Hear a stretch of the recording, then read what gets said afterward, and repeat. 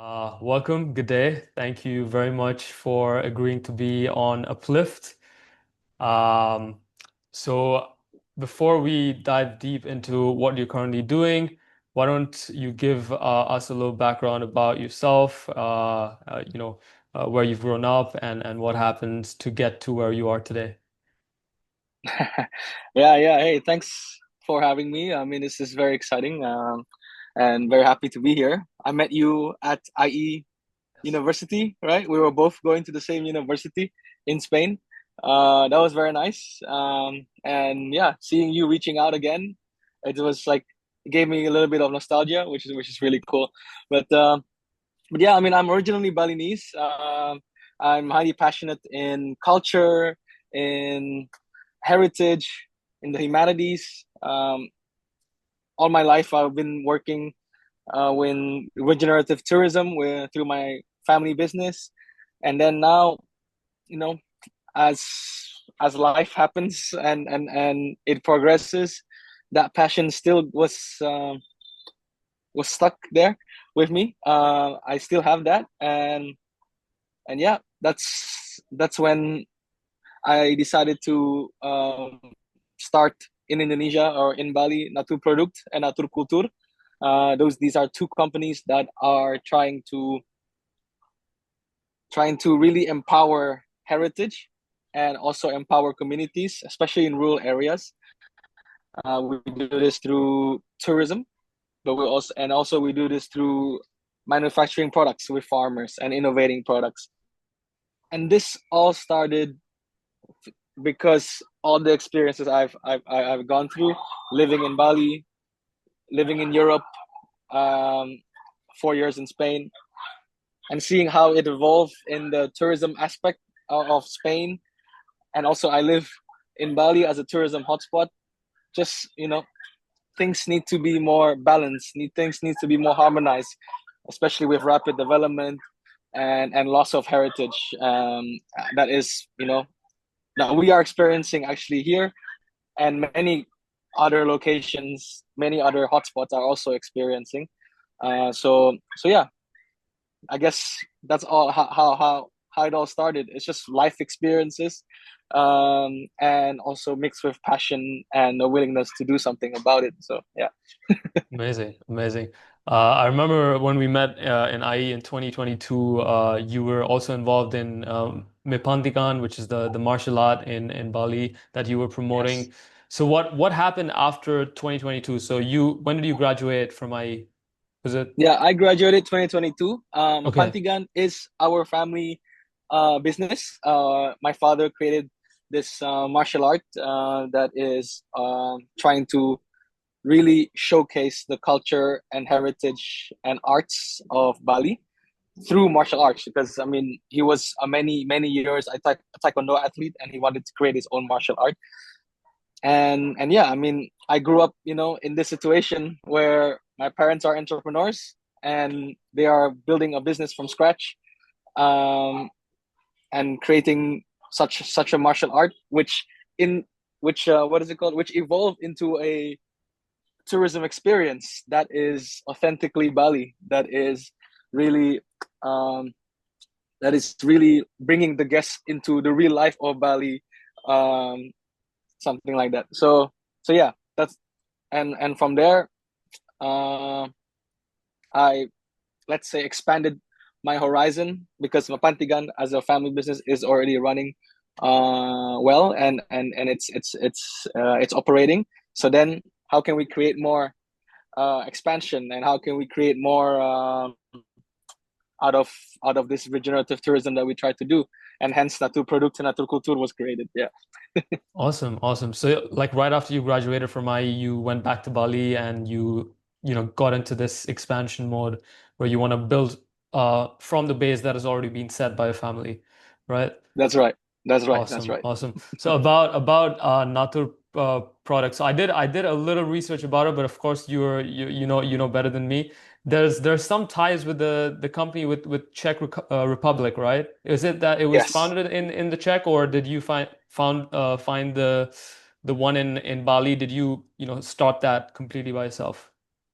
Yes, so Naturprodukt in Czech Republic, I will got the opportunity to help their expansion and business development and project in Czech Republic. They are distributors of pharmaceuticals, so products in pharmacies, supplements, foods, and things like this. Focus on pharmacies, and yeah, I mean, right after graduation, I took like a 1 year job there for the development director, and yeah, I managed to put them in different countries, in Albania, in Bosnia, in Poland.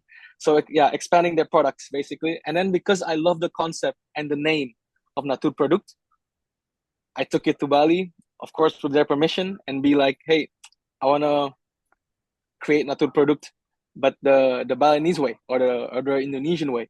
Um, it's not pharmaceutical, of course, here, but because the name is super direct, that focuses on natural products, in German Naturprodukt. I find it very, how do you say, very simple yet very direct. It's very German, if you want to say that, the simple and direct. But Hmm. and having that name Naturprodukt, people resonated very fast. Oh, natural products. That's the So because of that, with their permission, I wanted to open one here with the same name in Indonesia. Um, and of course, do have ties with Naturprodukt Czech Republic, because one of the things that we try to do here is also, first of all, exporting products that can be of beneficial for Naturprodukt in Czech Republic, and also Indonesia is a big market, seeking opportunities for their products to enter the Indonesian market. So yeah, so we're also doing that. Awesome. But that's pretty impressive. Graduated from IE and you took a job in natural product in the Czech, and then you convinced them that it would be a good idea for them to expand into Bali. How did you manage to influence them? Yeah, I mean branding, and for me it's all about storytelling. Okay. It's all about how can you, um, let's say, resonate with people, and how can people resonate with you when you hear a brand. And for me, when I heard Naturprodukt, that was just an opportunity to to have a brand that resonates with people and people can resonate back. Um, and when I saw the opportunity, I presented it to Naturprodukt Czech Republic, that this could be a good idea. This could be, a great expansion opportunity in the long term or in the long run for them as well. And it helps also because Naturprodukt Czech Republic is a family company, and um, I married, uh, how do you say, the daughter of the director of the company. Okay, So amazing. Amazing. so that means Naturprodukt stays in the family. I am now part of the Mm. family of Naturprodukt. So yeah, I think that was a very good opportunity. And when there's a good opportunity, you have to take it. So yeah, I took it. Yeah. Awesome, awesome, man. Yeah. So right now you're heading the entire Nato product in Indonesia, so from ground up. So what is your role entail as the CEO right now? Yes, yes. As CEO, as of Naturprodukt, it's really starting from the ground up. We started from nothing. It's only been 1 year so far. And we have a few products that we've started with. For example, we have created products based on the snake fruit, or the salak. I don't know if you heard of snake fruit. I mean, people in Southeast Asia usually are very familiar with this fruit. It's let's say, it has a crunchy texture like apple, but a little bit of sweetness and acidity. Okay. Very, very, like, it's a fruit that is among the favorites of Southeast Asians. But in Bali, they have a farm, let's say a region, that is farming this, and every year their harvests become, let's say, less valuable every year. And Hmm. this means the farming industry of the snake fruit is degrading, and the heritage is starting to fade away. So I worked with local partners there on how can we, avoid this from happening in the long term, and we decided to innovate the product itself, or the fruit itself. So when you innovate, you create added value for the products. And we worked with a few farmers, and they agreed to create the skin of the fruit into tea. The fruits itself can be made into candy, like dried sweets, and the seeds of the snake fruit can be turned into coffee. So the coffee roastery process, instead of the coffee beans, we use the seeds of the snake fruit. And yeah, that's how it started with the products of Naturprodukt. Have these three main products, with decent branding at the start, and we tried to sell it into, let's say, health food shops and specialty markets in Bali. That because tourism is a big market here, expat community is a big market here as well. So those are our target market. And yeah, I mean, the acceptance of the products was actually very welcoming. They liked the idea, they liked the concept that we are empowering farmers to preserve their heritage through added value creation.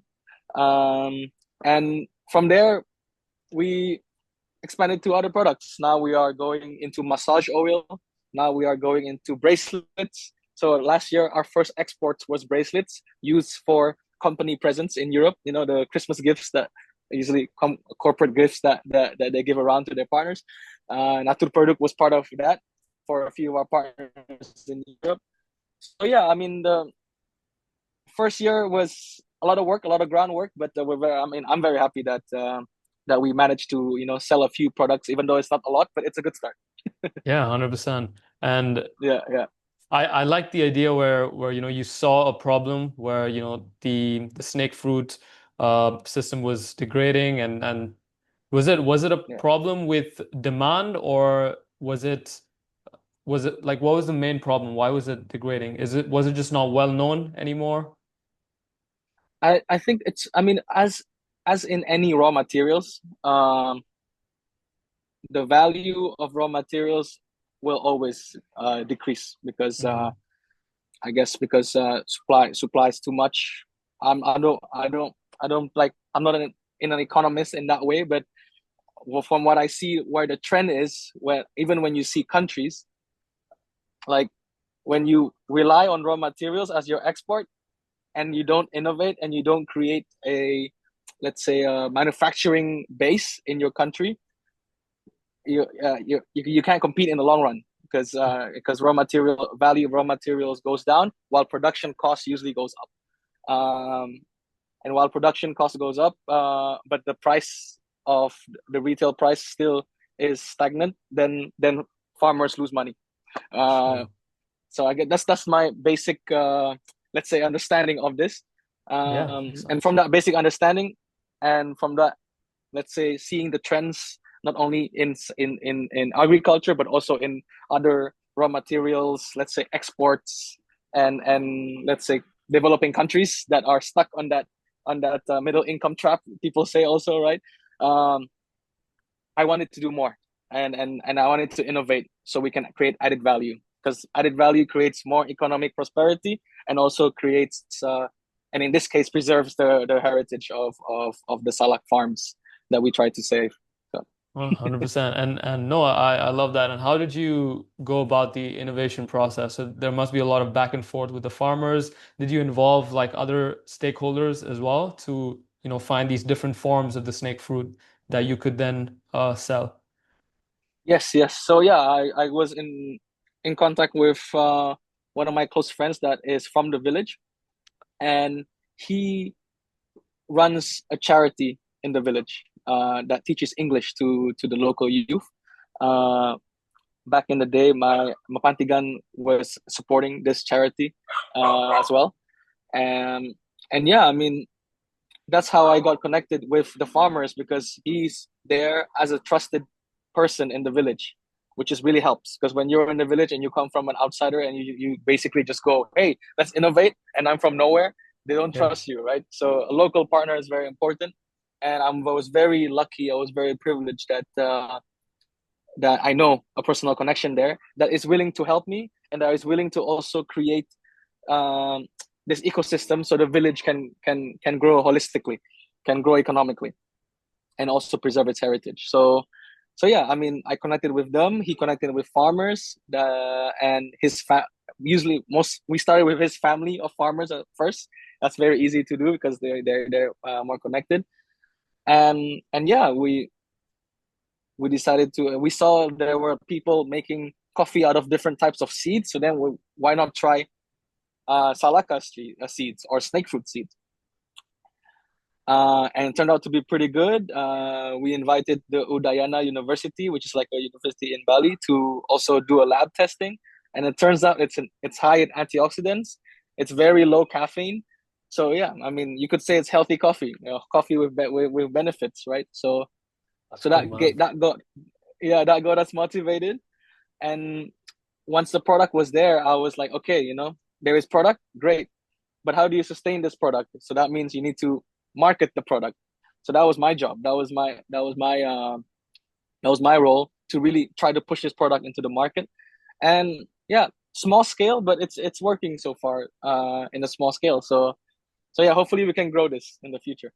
Awesome. I'm sure you will. And how long did the entire innovation process take for this snake fruit example?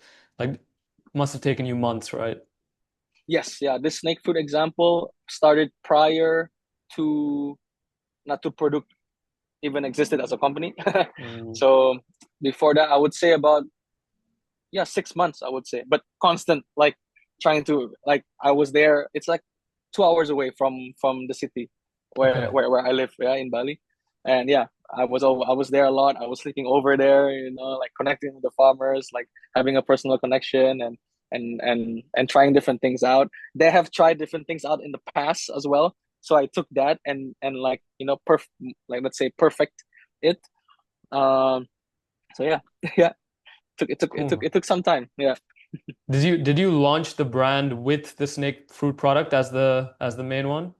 Yes, that's right. Okay, We okay, launched the brand. okay, I see. And funny story, we launched the brand very last minute because one of our partners at that time was like, "Hey, there is this like event festival, and you can be there for free. You can showcase your products there for free." Because I was talking about the concept of Naturprodukt and Naturkultur and so on. And then they're like, "Yeah, you can be there." And I was like, "You know what? Sure, yeah, let's do it." And I have no product. and and yes, and the exhibition was in, I think it was in 10 days or something. So I rushed everything. The first packaging was not as premium as we have it now, of course, because it was all rush stickers and all these things. So yeah, again, an opportunity is there. You got to take it. You go, but yeah.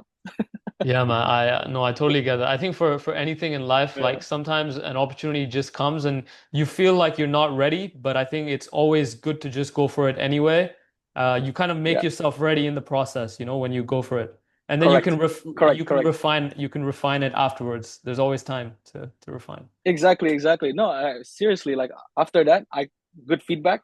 We only sold like 3 pieces on the exhibition. But hey, like there is a bit of track record. There is a lot of trial and error. We learned from the things that we could do better from that. The packaging should be this way next time and things like that. So it accelerated the process actually because there is that pressure that, oh, in 10 days we have to do it. So yeah, that Yeah, that, that amazing, was really, really fun. amazing. And now, what are your main points of sale? Right now, our main point of sale is the snake fruit products, Okay. the coffee and the tea. Hmm. We also have salt and coconut oil, which is selling very well in the Okay. in the specialty stores. Um, and our tours are doing pretty well. Um, I mean, I cannot complain. It's only been 1 year, and we have uh, one very strong client, a university based in France.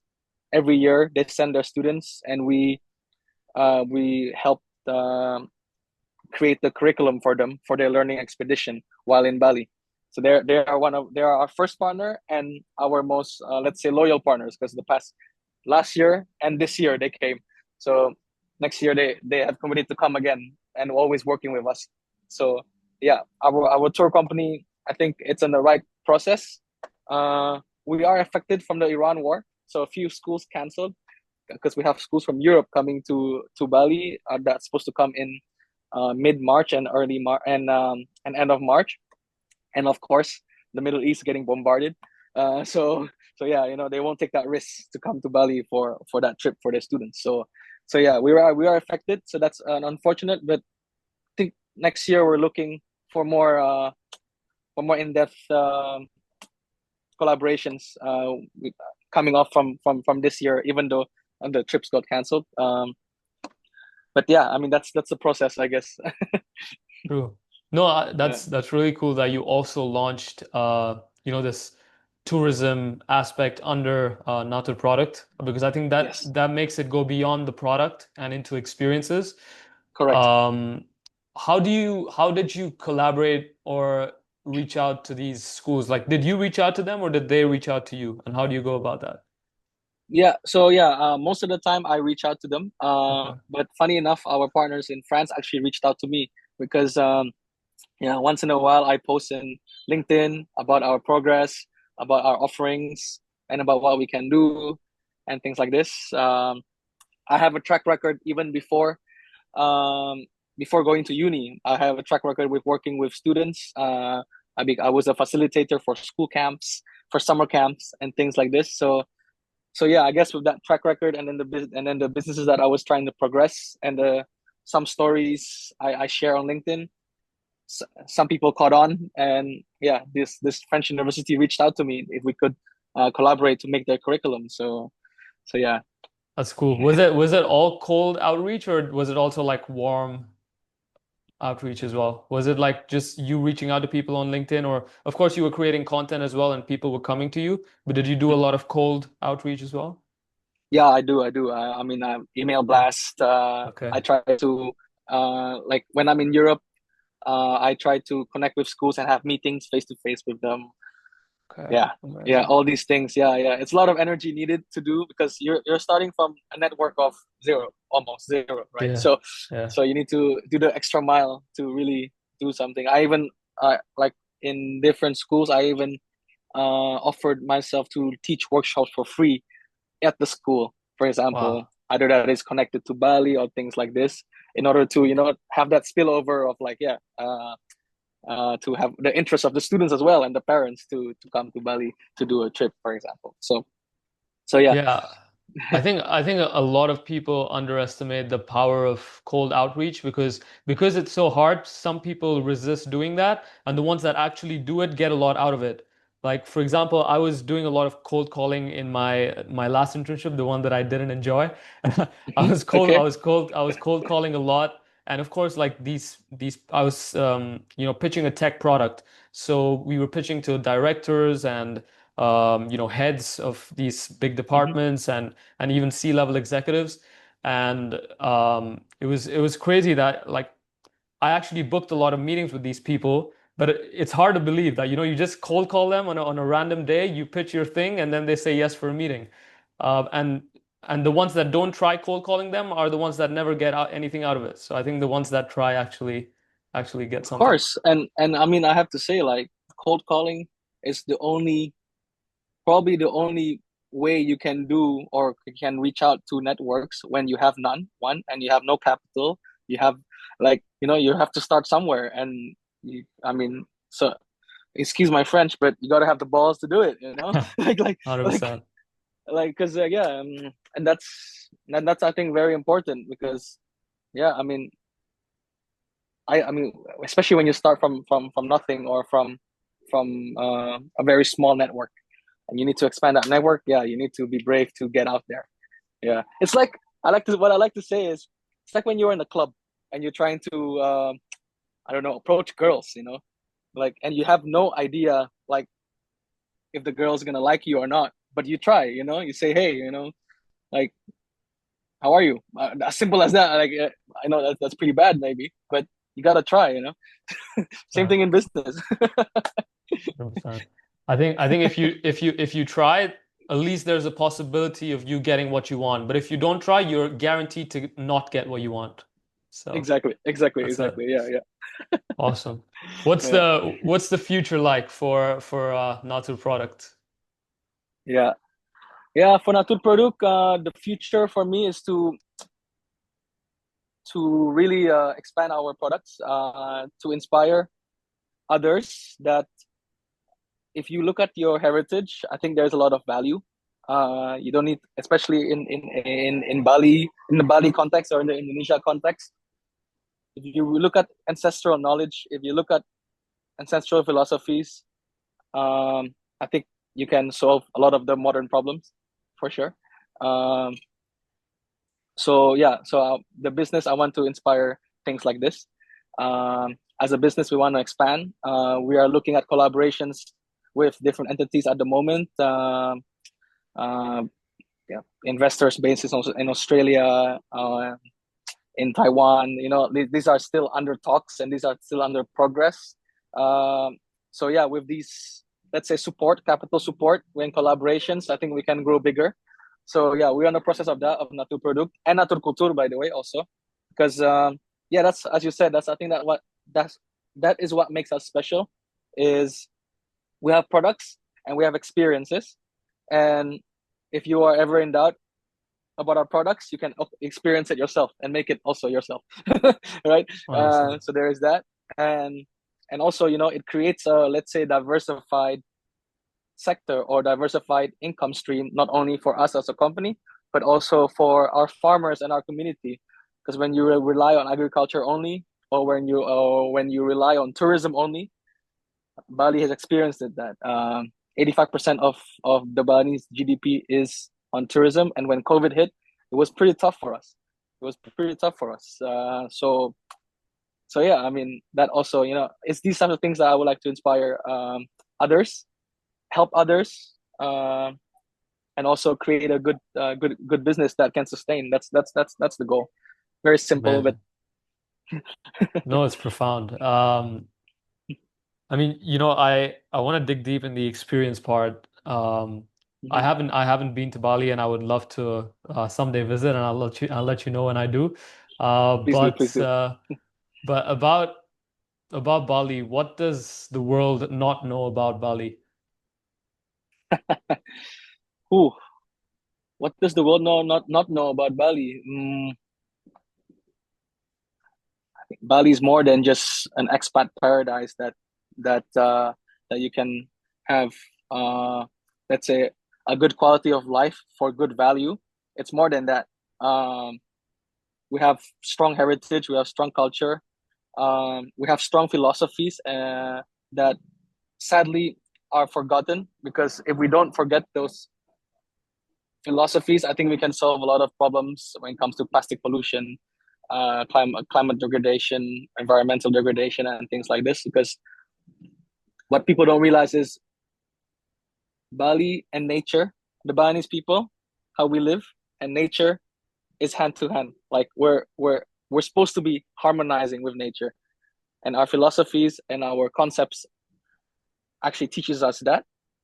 But there is a disconnect now, because you have the modern world, the modern world, that you are trying to create a lot of income, revenue, money orientated, rapid development, and then you're also killing your nature, killing your culture, and things like that. So I guess there is this disconnect. What people don't know is that that heritage is very important. Not only about making money, because in Bali, when you invest in a property, next year it goes up 12%, 20%. That's possible. That's good business as well. Um, but yeah, but I think foreigners or even Balinese should know that life is more than that, right? And Bali won't be Bali without our philosophies, without our culture, without our arts. And this would all be just a short-term gain and a long-term loss. So yeah. Yeah, man. And that's a great segue to what else I wanted to dig deep in this conversation, which was the cultural and the heritage aspect of Bali, and in particular the philosophies. So you told me a little bit about it in 2022 when we had our first conversation Mhm. about the philosophy of Tri Hita Karana. And I may be Yes. pronouncing it wrong, but I'll let you explain a little bit about it and about the harmony and the interconnectedness as you were mentioning. Yeah, I mean that's very good by the way. The pronunciation is great. Hita Yeah, Karana, where thank is you. it's a yeah you did well. No, but it is. I would say it's a foundational philosophy as a Balinese, and we always get, let's say, reminded of that. We every Balinese knows this. Hita Karana is three means three. In a very simplified version, I would say this. Hita Karana is basically the principles of life, or the how to live in harmony. So three ways to live in harmony, basically. Harmony between human with nature, harmony between human and human, and harmony between human and spirituality. So those are the three things that creates harmony in life. That's what the Trihita Karana means. Uh, so yeah, very beautiful concept. I think it's something uh, that I'm very proud to explain as a Balinese, that we have these concepts. But in reality, again, there's a disconnect, because if you follow these concepts, you don't throw your garbage out to the rivers if you want to harmonize between yourself and nature, for example. Or like, I don't know, stab your friend in the back or something like this, if you want to make harmony between human to human, for example. So yeah, I mean, in practice, it's very hard. Like, life happens, I guess, but yeah, but as a concept, Trita Karana, I think it's a good reminder that when we do these three things, that we can live in harmony in this life. So yeah, Hmm. that's Trita Karana. Yeah. Awesome. And I read on the website of Naturprodukt that you're basing the entire business on this philosophy. So how do you go about that? How do you ensure that there's harmony between people, harmony between Mm-hmm. people and nature, and harmony between Mm-hmm. people and spirituality? How do you do that in the business sense? Yeah, yeah. I mean, people is very important for us. We're working together with farmers. We want to create a fair, let's say, partnership that creates a good well-being for all of us. Good sharing of retribution through all the business activities that we do. Um, so yeah, I mean, I think that's very important for us, and for us internally with our employees and our friends. um, I mean, this is something that we value a lot, because I mean, we need to have good relationships in order to have that harmony between people and people. Um, so yeah, I think that's very important. People with nature, I mean, again, I mean, we're preserving a heritage of agriculture. For example, the Salak farms, that is ancient, or that is, let's say, centuries old. And this knowledge is actually a model of regenerative agriculture, which means it's not monoculture. So you have Salak plantations, but you also have durian, and you also have mango. So you don't kill everything that's there. Every in nature or in the have their own, let's say, importance. And it's not only the salak that's important, because yeah, it creates rich soil. It creates even the weed under the salak trees acts as a what is called our water reservoir on the roots when it's drier season, for example. Mhm. So we don't want to spray that with chemicals and have it die. No, we'll clean it, but let it grow again, and then we'll clean it again. So yeah, I mean, that's that's that's what we mean by harmonizing with nature, because uh turns out that ancient knowledge are have taken into consideration these things, right? So how can we switch that mindset and create that harmony with nature? And when it comes to harmony with spirituality, I mean, Bali is full of spirituality. Um, the concepts of mindfulness in Bali is very strong. We Every time we um, let's say, we try to not disturb um, the ecosystem that is already there. Um, people are respecting with the gods and the goddesses. Every in Bali, every let's say every figure. Let's say if you are in agriculture, you have the goddess of agriculture. If Mhm. you are a fisherman, you have the god of fishermen, and things like this. And this spiritual part of Bali creates humbleness, I think, amongst a population. Uh, and yeah, and we support that. We don't want to change that. I mean, in an economic sense, it can get annoying when there is a ceremony and everybody's on holiday, for example. For Mhm. example. Yeah. But life is more than just working, right? You need to also, this is where the beauty of Bali is, where some people can think that this is annoying because suddenly the streets are closed and there is a ceremony. Yeah, but Yeah. in Bali, this is a part of life, and that's the spiritual part of life. Also, that is very important, where maybe working 8 hours a day is not everything, maybe. And so that teaches that spirituality part of Bali teaches us that, and we are adaptive to that instead of forcing them to, yeah, to change, for example. So yeah, this is so I guess that's how we try to incorporate Hita Karana in our business and how we run Awesome, man. things. Awesome. I think the last part where harmony with the higher power, harmony with the divine.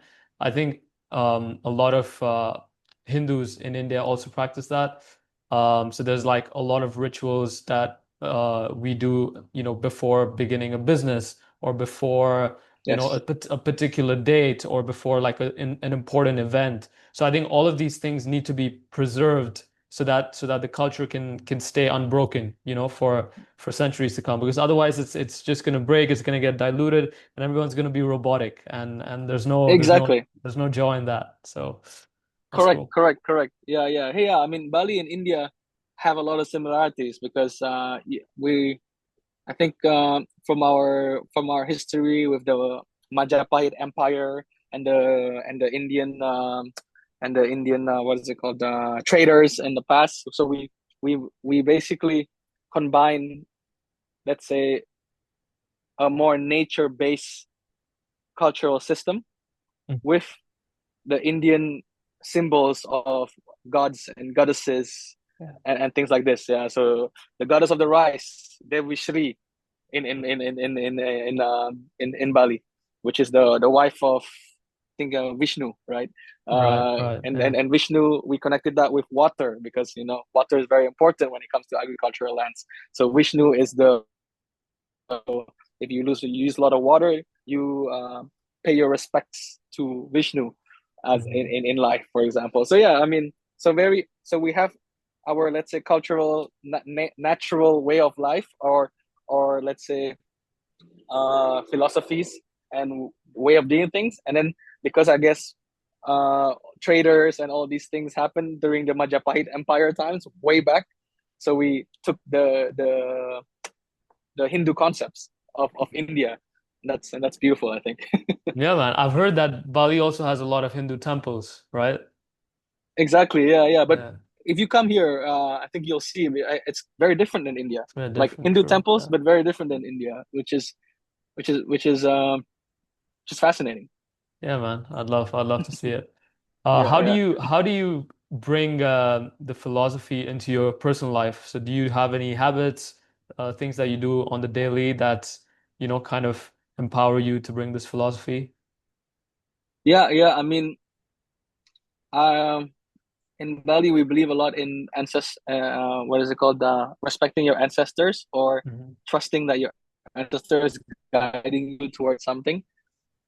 And yeah, I mean, in but I don't do it every day, but like on special occasions, I basically create an affirmation to myself, like, hey, like and like, let's say, hoping that the ancestors will guide me towards the right direction. I don't ask for anything else. I don't ask for more money or whatever. No, it's just lead me towards the right direction. So in terms of that, I think, I'm very, you could say I'm quite spiritual in that way. On Yeah, on asking for guidance from my ancestors, and because I grew up in the rice field, and right now I have two properties that is also in the middle of the rice field. I'm very connected to the goddess of the rice, the Dewi Shri. And yeah, I pay my respects to her as a symbol of prosperity, at least personally, or for my family. So yeah, I also in a spiritual way would would also respect her, because in the Balinese calendar there's like a special day every month for the goddess of the rice, and we would Mhm. have like a special offering, and then after the special offering we will eat the offerings together, like, because it's just fruits and things like this, right? So yeah, it's a show of gratitude basically. Yeah, I mean, Yeah, as you were talking, I see a lot of similarities in how we do things in India as well as yeah. Hindus. That's beautiful. About you know, let's say, like you told me that, there's a lot of like physical work involved in what you're doing, going to the rice fields, talking with farmers, new product development. So Mhm. how do you learn these things? Of course, you get experts in as well to help you, but like, what is your main source of knowledge for you to like, execute on your big ideas and your vision of the future? I don't know, grit, I guess. Great. That's Yeah, good, man. I guess. Yeah, I mean, my source of I think that if you create a win-win situation, and you create it in a nice way, that I think people will be more prone to support you. So I try to make as best as possible a good win-win situation when I talk to the farmers, and I also show them that, hey, we have a track record is very important. So that means, that can also mean, for example, investing early first, despite me not knowing what might happen next. We don't know. For example, with the coffee salak, I ordered 5 kilos of coffee salak straight out of my own pocket without knowing if there is anything that could happen. But there is something to show for it. For example, Mm, that's very cool. yeah, yeah. And when you are in the village, that's very important too, because in a villager mindset is often very short term mindset. So haggling with that is very tough sometimes. But yeah, and it's trial and error. I mean, I don't think the that lack of experience or lack of knowledge it's a barrier that you shouldn't go into something. No, if you're willing to learn, if you're willing to risk it, and know that you might fail, and then you learn from it, and then you can execute it again in a different way, then I think you should try it, even though you're not maybe an expert in that. Yeah. Yeah, I agree. I agree. I think you learn a lot as you go along. Yeah, And the more mistakes you make early on, the lesser mistakes you make later on as well. exactly. Yeah, Yeah. early on is very important, because yeah, I mean, like, when I started Naturprodukt and Naturkultur, I still have a day job, for example. Mm, I still work for the Naturprodukt in Czech Republic as my main source of income. okay. It is a lot of work. I mean, I can work in a day until late night, for example. I have mornings, I have the meetings and trying to work these things out and things like that. And then by the afternoon until evening, and Europe just woke up right here, with the time difference of Bali. I'm on the computer, working for my other job. So yeah, I mean, it takes grit, man. Yeah, man. It's hustling in the beginning. Yeah, in the beginning Uh, especially. Yeah, but if you don't try it, you never know. One, and two, let's say if it fails, I mean, you've tried it, and like, maybe like a normal corporate job is your last option, which is not bad as well. Because so yeah, it's fine. yeah, and I think you learn so much in the process. So like I wouldn't even look at it as a failure because you gain so much data that you can then put into use in your future Correct, experiences. correct. There it is. Yeah, yeah, Yeah, yeah. man. And you get lucky. I mean, you don't. I mean, like, you don't get lucky when you don't try, and when you try, sometimes, yeah, you get lucky, and I feel very lucky, because I know along the way I've met very interesting people that wants to support, that wants to work together, that sees the value that you want to do. in the business. So yeah, I mean, I'm very lucky. I think because I try, I work, I tell the stories. I when I can, I amplify also on sharing of what I'm trying to do or what I do. And then along the way, you meet people that are within your frequency that can Yeah. support you in any way. So yeah, yeah. Yeah, I like that. I just thought of something, and it might resonate. I think when you put in effort, you create luck, Yes, yeah, exactly. in a Yeah, sense. Cool, man. exactly. Yeah, yeah. What would you say is the hardest part of your job right now? My hardest part is the waiting Mm, because these things take time, right? I mean, like some days you're like, oh, why is nothing moving? I've tried all these things, and then you get a little bit of anxiety or something like this, like, oh, why is this not working and stuff like that. And then suddenly a contact comes because all that hard work you have done, all the networking and stuff like this, they come back in like 2 weeks or they come back in 1 month. Some come back in a few months, like to get really like into the conversation, for example. And when that comes, it gets very like exciting again. Oh, this is a potential, and then there's a drop again. So that make that constant like volatility of life or volatility of the business progress is tough, man. Yeah, yeah. For me sometimes it can get tough. Yeah.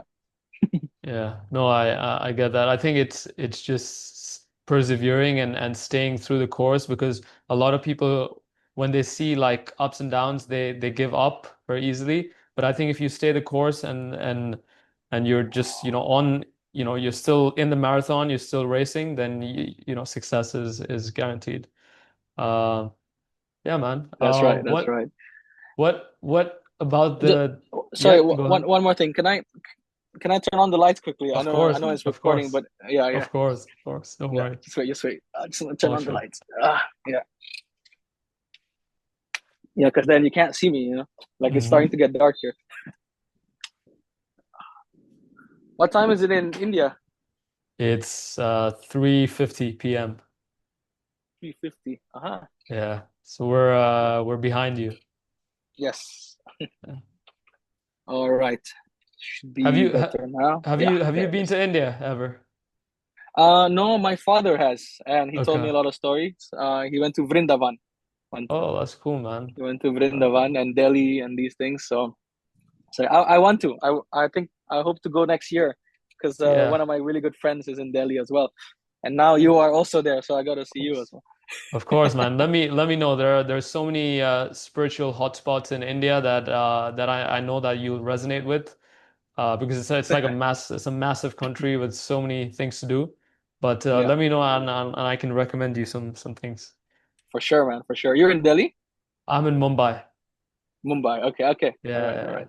Exactly. Perfect. About the innovation, like the new products that you developed, were they the Hmm. first in the market? So no other company had ever made those products before? Other companies in the past, as I know, tried, Okay. um, but yeah, they didn't really succeed so much.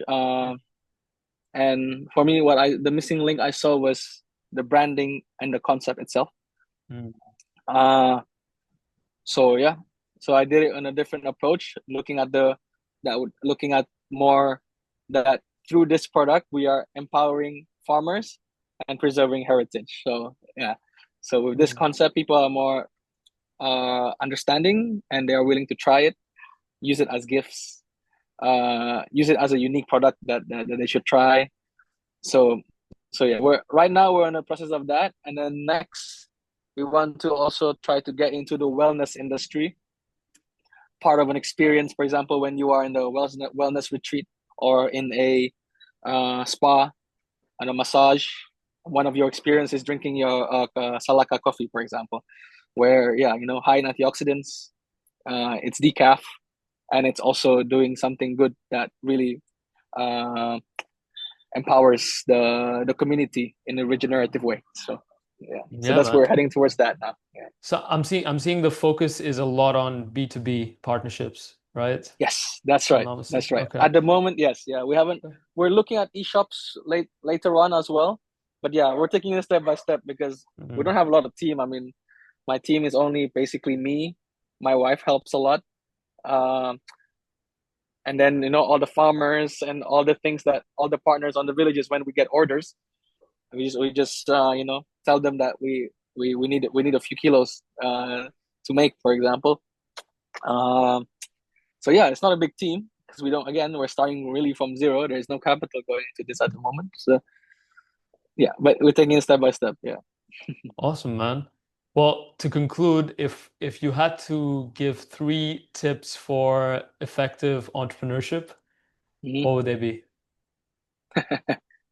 Yeah. Well, you miss 100% of the shot you don't take. Yes. I That's think it. that's very simple. Uh, Grit is more important than anything else. Um, what else? What's the third one? I haven't really thought of this, to be honest. Those two are the ones that come. Oh yeah, and manage your time well. Mm.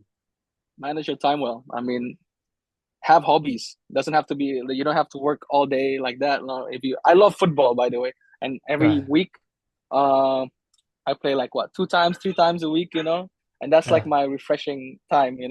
Football, spending time with family, with my wife, and these things. Like you still need to do those things.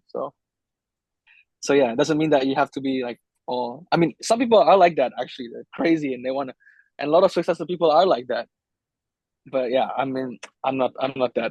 Yeah, that's insane for me because I still, I think that's the spiritual part of me. I guess I enjoy these connections that I want to create still, and I'm not willing to sacrifice that. So so yeah. Yeah. Yeah, I also think that sometimes when you engage yourself in other activities, like if you work out and if you meditate, if you do like different things in your day, it kind of Yeah, improves your productivity when you actually sit and work or when you actually do the exactly, work, you know? So exactly. so I Correct, think correct. it's Yeah, it's hence, it's a it's a win-win. yeah, that's right. Hence, manage the time well. When you can That's manage it. the time well, you can do all of that. Yeah, and I'm very That's it, lucky man. because, for example, the tourism part, I work for the tours, like the developing tours and stuff like this. I use it as a two-in-one thing where I bring my wife and my friends, for example, going into the village and we stay for camping or something for a few nights or stay at Yeah. a homestay for a few nights. I have my meetings, I do my brainstorming with the farmers and this, and then we go into the beach, have some coconut water, for example, this like so like the the bright side of working in the tourism sector is, and if you can manage your time well, and you have the people around you that are willing to be part of that, where you are, let's say like what 60% working and 40% that you also still enjoy and things like this, then it's nice. Yeah, yeah. So yeah, it's well managed time management is very important. 100%, 100%. Yeah, Awesome, man. Thanks a lot for agreeing, for featuring on the podcast. I enjoyed the conversation. I think there was a lot of topics that we resonate on. So I will let you know when I decide to visit Bali. When's the best time to come? to be honest, anytime except November to early February, because Okay, that's rainy okay. season. Uh, But rainy season is actually not that, it's not even that bad, like, hmm, but yeah, but if you want to really enjoy it, so and the weather is mostly nice, then I yeah. would avoid November to early February. That's it. Okay. So Yeah. anytime after February and before November. Exactly, exactly. So Okay, most of the okay. year, hey? Most of the year, man. That's amazing. Yeah, so, yeah, yeah. Paradise, paradise. That's right, that's right. Awesome, man. You let me know when you decide to visit India. I'll give you some recommendations and we can meet. And yeah, man, appreciate it.